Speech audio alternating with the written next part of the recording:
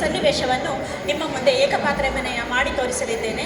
ಇಲ್ಲಿ ಬರುವ ಪಾತ್ರಗಳು 4: ಹರಿಶ್ಚಂದ್ರ, ಚಂದ್ರಮತಿ, ಬಾಹುಕ ಮತ್ತು ತ್ರಿಮೂರ್ತಿಗಳು. ಮಡಿದೆಯ ಕಂದ ರೋಹಿತ, ಮಡಿದೆಯ ಹಾಲುಣಿಸಿ ತೂಗಿದ ಈ ನನ್ನ ಕೈಗಳಿಂದಲೇ ನಿನಗೆ ಬೆಂಕಿ ಹಚ್ಚಬೇಕಾಯಿದ್ದೆ. ಕ್ಷಮಿಸಿ ಬಿಡು ಕಂದ, ಈ ತಾಯನ್ನು ಕ್ಷಮಿಸಿ ಬಿಡು. ಯಾರದು? ರಾತ್ರಿಯ ಹೊತ್ತಿನಲ್ಲಿ ಸ್ಮಶಾನ ಕಾಯುತ್ತಿರುವಾಗ ನನಗೆ ತಿಳಿಯದಂತೆ ಒಳಬಂದವರು ಯಾರು? ಇಲ್ಲಿ ಹೆಣವನ್ನು ಸುಡಬೇಕಾದರೆ ಅಕ್ಕಿ, ಬಟ್ಟೆ ಮತ್ತು ಹಣವನ್ನು ಕೊಡಬೇಕಾಗುತ್ತದೆ. ಅದಿಲ್ಲದೆ ಯಾವ ಹೆಣವನ್ನು ಸುಡಲಾಗದು. ತೆಗೆ ಆ ಹೆಣವನ್ನು ಅಲ್ಲಿಂದ ತೆಗೆ. ಅಯ್ಯ ಪುಣ್ಯಾತ್ಮ, ನಾನು ಯಾರೂ ಇಲ್ಲದ ಅನಾಥೆ. ಇವನಿಗೆ ಈ ಪರಿಸ್ಥಿತಿಯಲ್ಲಿ ಯಾರೂ ಇಲ್ಲವಾದ್ದರಿಂದ ಹೆತ್ತ ತಾಯಾದ ನಾನೇ ಎತ್ತಿಕೊಂಡು ಬಂದಿದ್ದೇನೆ. ಹೆಣ್ಣೆ, ನಿನ್ನ ಕಷ್ಟದ ಅರಿವು ನನಗಾಗುತ್ತಿದೆ. ಆದರೆ ನಾನಿಲ್ಲಿ ಸ್ವತಂತ್ರನಲ್ಲ. ನನಗೆ ಬರಬೇಕಾದ ಅಕ್ಕಿ ಬಟ್ಟೆಯನ್ನಾದರೂ ಬಿಟ್ಟೇನು, ನನ್ನೊಡೆಯನಿಗೆ ಬರಬೇಕಾದ ಹಣವನ್ನು ಮಾತ್ರ ಬಿಡಲಾರೆ. ನೀನು ಆ ಹೆಣವನ್ನು ತೆಗೆದುಕೊಂಡು ಬೇರೆಲ್ಲಾದರೂ ಹೋಗು. ಕಂದ ರೋಹಿತ, ಏಕಚಕ್ರಾಧಿಪತಿಯಾಗಿ ಸಕಲ ಐಶ್ವರ್ಯವನ್ನು ಅನುಭವಿಸಬೇಕಾಗಿದ್ದ ನಿನಗೆ ಈ ಸ್ಮಶಾನದಲ್ಲಿ ಒಂದಿಷ್ಟು ಸ್ಥಳವೂ ಇಲ್ಲದೆ ಹೋಯಿತೆ. ಕಂದ ಕಂದ. ಹೆಣ್ಣೆ, ನಿನ್ನ ಮಾತುಗಳು ವಿಚಿತ್ರವಾಗಿದೆಯಲ್ಲ. ಇದೀಗ ಸ್ವಲ್ಪ ಸಮಯದ ಮೊದಲು ನೀನು ಅನಾಥೆ ಎಂದೆ, ಆದರೀಗ ನಿನ್ನ ಮಗ ರಾಜನಾಗಬೇಕಿತ್ತು ಎನ್ನುತ್ತಿದ್ದೀಯೆ. ನನಗೊಂದು ಅರ್ಥವಾಗುತ್ತಿಲ್ಲ. ಸಪ್ತ ದ್ವೀಪ ವಸುಂಧರೆಯನ್ನು ಆಡುತ್ತಿದ್ದ ಹರಿಶ್ಚಂದ್ರ ಭೂಪತಿಗಳ ಮೊಡದೆ ನಾನು. ನಮ್ಮ ಏಕೈಕ ಪುತ್ರನಿವನು.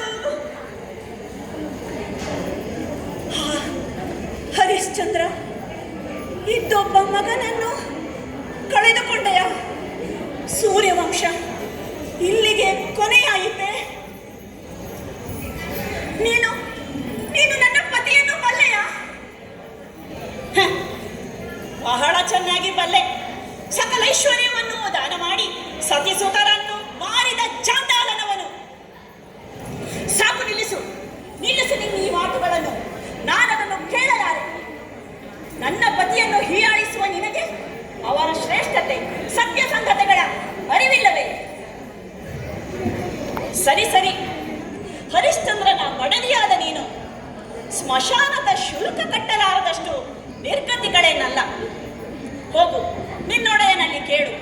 ಇಲ್ಲವಾದರೆ ಅದು ನಿನ್ನ ಕರಳಲ್ಲಿ ಕಾಣುತ್ತಿರುವ ಆ ಮಾಂಗಲ್ಯವನ್ನು ಮಾರಿಯಾದರೂ ಹಣವನ್ನು ತೆಗೆದುಕೊಂಡು ಬಾ. ಇದೇನು ಆಶ್ಚರ್ಯ! ನನ್ನ ಕೊರಳಿನ ಮಾಂಗಲ್ಯ ನನ್ನ ಪತಿಗಲ್ಲದೆ ಇನ್ನಾರಿಗೂ ಕಾಣದೆಂಬ ಋಷಿವಚನ ಸುಳ್ಳಾಯಿತೆ? ಅಥವಾ ಈ ಸ್ಮಶಾನದ ಕಾವಲುಗ ಸ್ವಾಮಿ, ಇದು ನೀವೇ ಸ್ವಾಮಿ?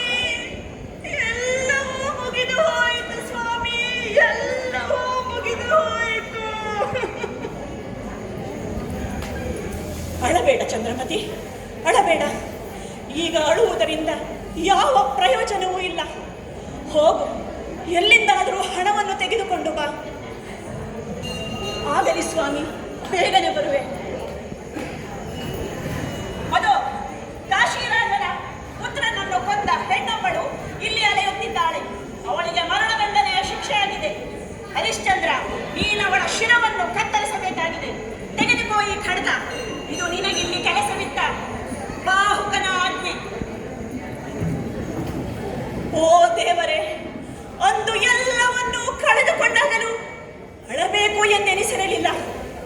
ಇಂದು ಪತಿವ್ರತ ಶಿರೋಮಣಿಯಾದ ನನ್ನ ಸತಿಯ ಶಿರವನ್ನೇ ಕತ್ತರಿಸಬೇಕೆ? ಎಲ್ಲಿಯಾದರೂ ಉಂಟೆ? ಕಾಣದ ಕೈಯೇ, ಆಡಿಸು ಆಡಿಸು, ನನ್ನ ಸತ್ಯವನ್ನು ಮಾತ್ರ ಬಿಡಲಾರೆ. ಚಂದ್ರಮತಿ, ನಿನ್ನ ಮಾರಣ ಹೋಮಕ್ಕೆ ಸಿದ್ಧಳಾಗು.